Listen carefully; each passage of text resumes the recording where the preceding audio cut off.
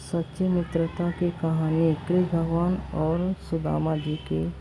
सुदामा जी कृष्ण भगवान बहुत अच्छे मित्र थे। ये लोग बचपन में साथ में पढ़ते थे, खेलते थे, खाते थे, गैया चराते थे, साथ में रहते थे। धीरे धीरे ये लोग बड़े हो गए और इन लोगों की शादी हो गई, जो कि कृष्ण भगवान राजा बन गए, सुदामा बहुत गरीब हो गए और ये लोग अपने घर गृहस्थी में व्यस्त हो गए। एक दिन सुदामा जी को कृष्ण जी की याद आई कि हमारे मित्र पता नहीं मुझको याद करते हैं या नहीं करते हैं। वो अपने पत्नी से बताने लगे तो पत्नी ने उनकी बोली कि आप जाकर अपने मित्र से मिलिए। सुदामा जी बोले कि पता नहीं मेरे मित्र इस हालत में देखकर मुझे पहचानेंगे या नहीं। सुदामा की पत्नी बोली कि एक बार आप जाकर मिल तो आइए। फिर सुदामा जी कहते हैं कि आप इतना कह रही हैं, जाकर मिलते हैं। सुदामा की पत्नी एक पोटली में उनको थोड़ा सा चावल कृष्ण भगवान को भेंट में देने के लिए दिए। सुदामा कृष्ण भगवान के महल में पहुँचे।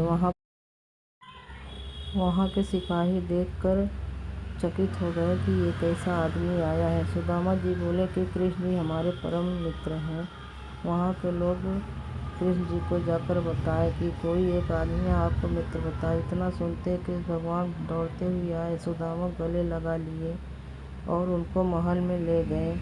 वहाँ पर बैठा कर उनके पैर धुले और उनकी बहुत आवभगत की। ये सब देखकर रुक्मणी अन्य रानियाँ बहुत चकित हुई कि ये कैसा मित्र है जो फटे पुराने कपड़े में यहाँ पर आए हैं और भगवान इतना उनकी सेवा कर रहे हैं। ये सब देखकर वो बहुत चकित हुई। इतने में कि भगवान उनसे बताए कि हमारे मित्र बचपन के सुदामा जी हैं।